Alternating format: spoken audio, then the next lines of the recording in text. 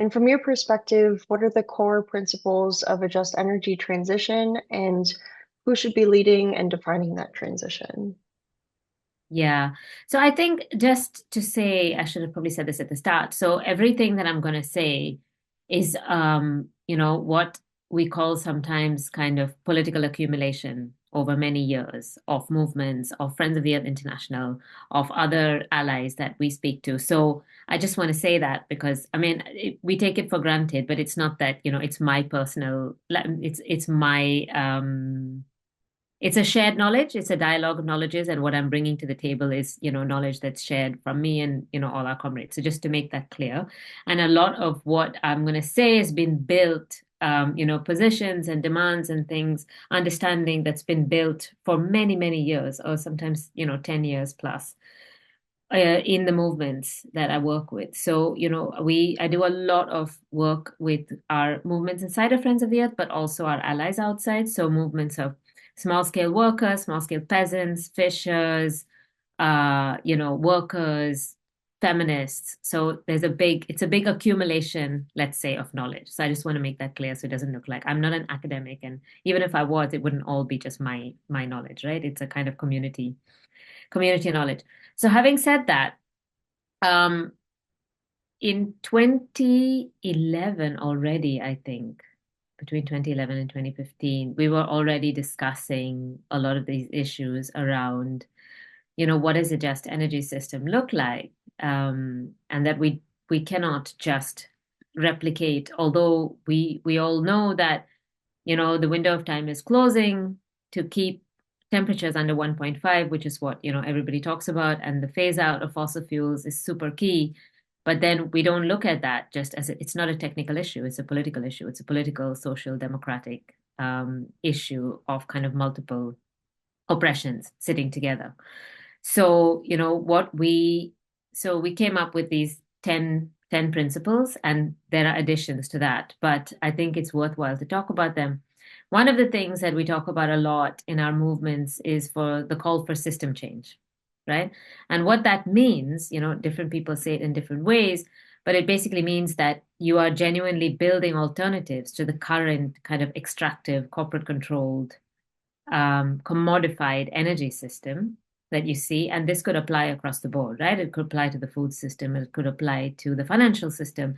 So the same principles can apply, but you're actually building alternatives, not trying to reform or fix this current system, which is a kind of system based on capitalist exploitation, based on patriarchy, based on racism, based on colonialism, which still stands today. So multiple oppressions that are coming together, and everything that we see practically in how our energy system works today is a consequence of all those multiple histories of oppressions that have happened. So we need to dismantle those and build something new. So that's what we call for. So, for example, it means that you have to do away with the kind of commodification and privatization of nature, of energy. You don't see energy as a commodity anymore, but as a human right, for example. As to that you need a radical transformation of many different systems, not just so the energy system, but at the same time the systems that rely on this corporate produced energy, so kind of the food system, and how you deal with land rights issues, how you deal with the rights of forest communities. So it's a kind of whole scale shift from this heavily capitalized system to something that you are building from the grassroots. So that's the overall one the principle one. Secondly, we call for an energy as a common good. So what it means is that energy is a right. Everybody has the right to clean energy. Energy is just not a commodity for those who can afford it. It should not be the needs of people. So we know we have about over 1 billion people who are either in energy poverty or without access to energy across the world, just in Africa, like almost 800 billion.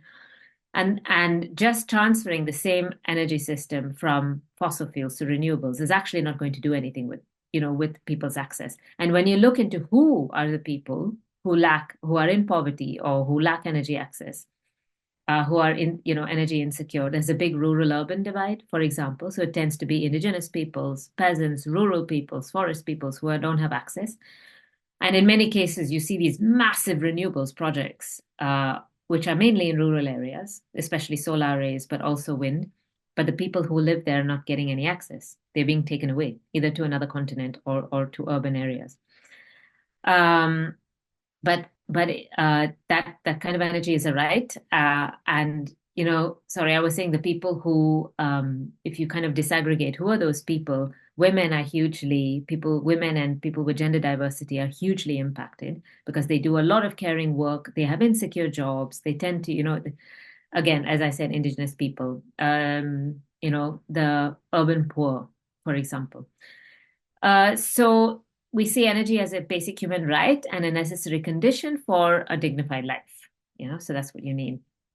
And yeah, so that's the energy as a common good for all of us. Energy sufficiency for everybody. So this is a really key one, I think, that needs to be discussed. What do we mean by? I mean, energy sufficiency means that everybody has the right to energy to live your life in a dignified way. So what it means that you also do not have the right for overconsumption. And that's the key point. When we talk about energy sufficiency, actually, it's both for access, but it also addresses the other side, which is the huge overconsumption of energy by global elites, by the rich countries, but also by the extractive system itself. So there's a lot of work that's been done and a lot of studies, Julia Steinberg and people like this, about what it looks like to have a dignified life with energy sufficiency. Um, and there are some definitions which are very basic. It's like energy sufficiency is enough to power your mobile phone and have a light in your house. But we want more than that. We want people to have a good life and a generous life. So it means that you have to curb overconsumption and then provide energy access. Yeah, and we know, those numbers exist. But we know, for example, that energy consumption per capita in the US and Canada is like twice that of Europe, 3 times that of China, 10 times that of India, and like 50 times that of Africa. So there's huge gaps to be closed in how you do that. And when you talk about, again, when you talk about renewables, who are the new renewables installations for? Who is it for? What is it for? Because what we see happening now is that so renewables are growing. Yeah, if you talk about the energy transition, it is happening. So, largely in China, to be honest, like 90% of it, but also in other places, in the US, across Europe. But what that added capacity is not displacing fossil fuels, because fossil fuels are also growing. Extraction is also growing. We have hundreds of new extraction projects. So the added capacity that is being added to the grid is actually fueling, for example, AI data centers. That's a huge one. It's fueling, the rise in luxury consumption for many countries.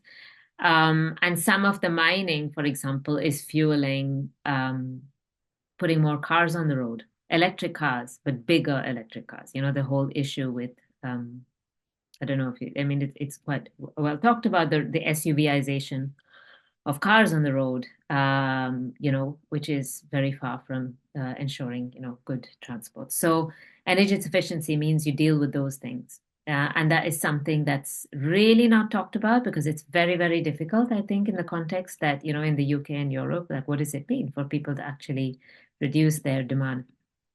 And this is across the board, right? Because it's energy demand from everything, from, for example, building materials, from unnecessary construction, from like tearing down perfectly good buildings, or from not like retrofitting, So it applies across the board. The fourth one is how you finance this energy transformation and energy revolution. And this is also a very big one because what, again, we can see happening is that the energy transition is a market-based transition. So it is basically, even in countries like here where I am in Scotland, there is a huge renewable sector, and it's big and it's good. You could run Scotland on renewables, but it's basically led by EDF, companies who have decided it's a good investment, and so they want to come in and set up these huge projects for profit. And so it means, for example, that there's no it's private finance, so it depends on investment from by corporates. It's not necessarily planned. So, in the coast that I live, and there are many examples of this, like there are about 20 battery storage projects. It's way more than what you need for the local area and for Scotland. But it's just basically people have seen there's a advantage because we're on the North Sea to build these and it's very profitable. And so you have these, and then the local people are all up in arms and, oppose these projects. And that happens a lot. And that is a consequence. So it's complicated from two sides. It's complicated because actually we need the renewables transition. And it's actually very difficult if then people in local areas in rich countries start to say no, because they do, and also in other places. But on the other side, the reason that it's happening is because there's no public benefit. People are not seeing what is the public benefit. So it means that, the kind of investment in renewables needs to be financed properly, which means that it has to be financed global north to south, from the rich countries to the developing countries, part of like the climate debt and climate obligation, means of implementation for the energy transition. But it also should come from a managed kind of state-led, a planned transition, like uh, what they call green industrial policy, or yeah, things like that. 100% renewable energy for all. That's one of the principles that we hold, which actually means that what we are looking for is to run 100% renewables world, meaning that the rise of renewables has to go hand in hand with a phase out of fossil fuels. And we are very over the time for that phase out, as we all know. But the reason I'm still saying phase out is because there are differences depending on where you live, global north, global south. So we use a framework called the Fair Shares framework, which looks at it's more used for emissions, but it's also for obviously reducing emissions is also fossil fuel phase out, based on your historical uh, pollution, your responsibility, and historical responsibility. Your capacity. So how industrialized the country is, how rich, what is the income per capita, what is the capability of that country to actually phase out immediately. And, a lot of countries like the UK, fifth richest economy in the world, has become rich on the back of colonialism and rapid industrialization on the back of lots of other places and taking a lot of carbon space or, atmospheric space. And so we calculate, what do different countries need to do based on a series of indicators.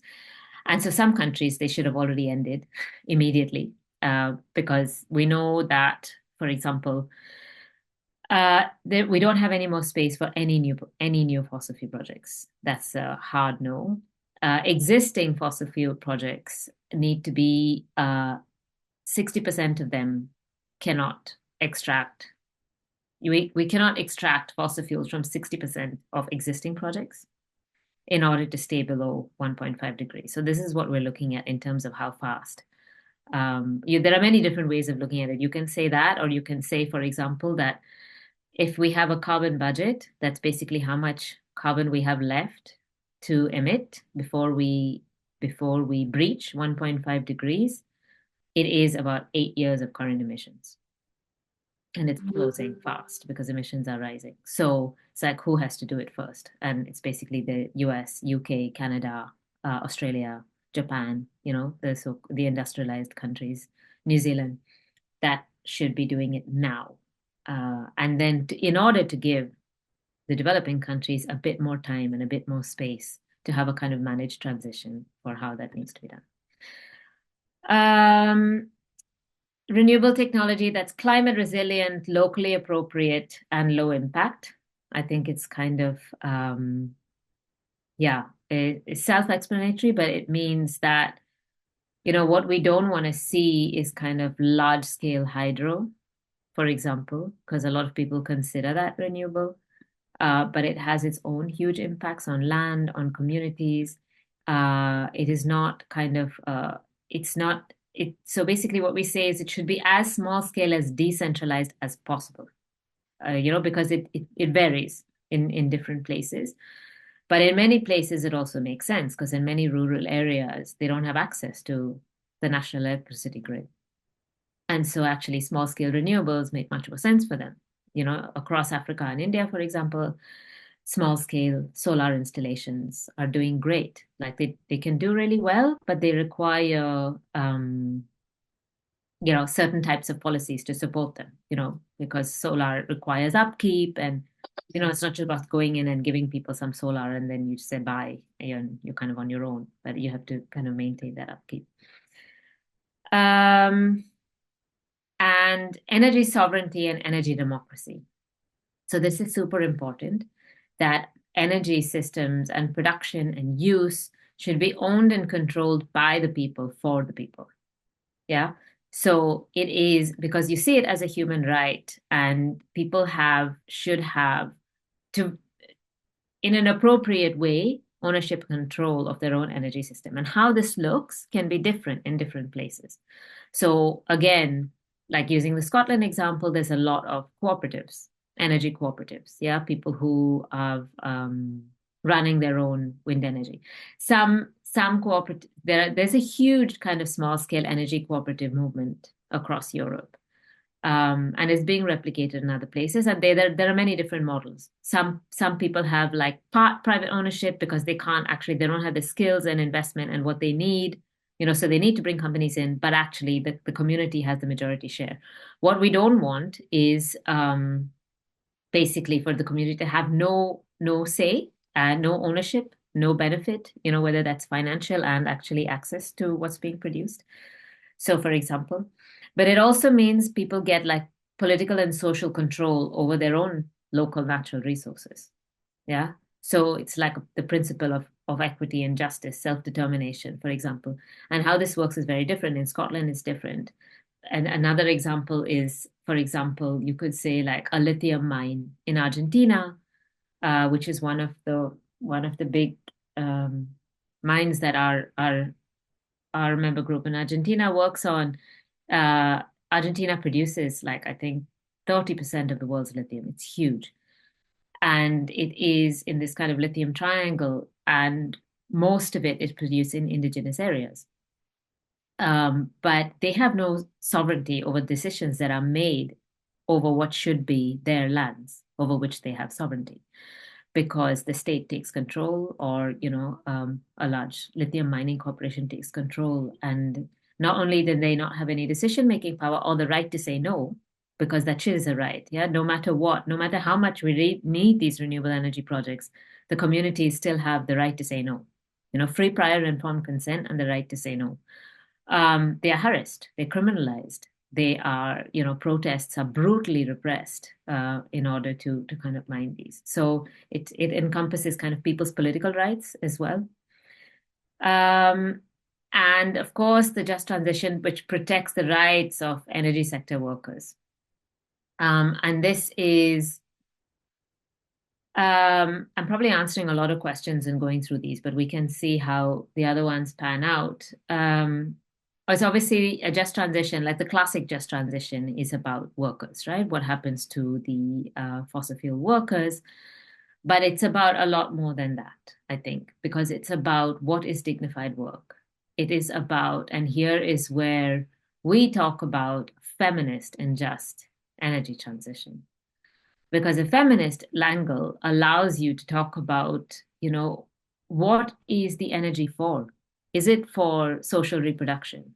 Or is it just for, kind of useless consumption extraction? It allows you to talk about the disparity between gender diverse people and women, and, the fact that by and large, they are in roles in the workforce which are not valued, and nobody cares about whether the woman who's doing a market garden in Africa has access to electricity for a home, or the kids are able to go to school, or these kind of stuff. So what is it for? What is the energy access for?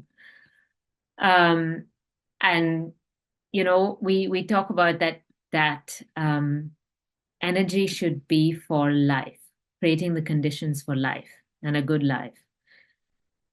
By which, I mean, there's a lot of things in that, energy for food production, energy for local, food sovereignty, energy for protecting forests and, for community. But it also enables you to talk about war, that we like the military industrial complex is like 5% of global emissions. A lot of mining for so-called minerals for the renewable transition actually are diverted into war and military production because a lot of them are the same minerals. So, it's this whole basket of what does it look like, and what does it mean to have a decent job? And of course, community-owned, people-centered renewable energy. So again, as I said, and an energy system that is free from patriarchy and systems of domination. So whether that's in, how projects are expressed, whether it's, how people are allowed to protest, who has access, yeah, in terms of race, in terms of gender. Okay. Yes. So yeah, that's kind of I think a pretty big whiz through a lot of your things. But if you have follow-up questions, very happy to answer them.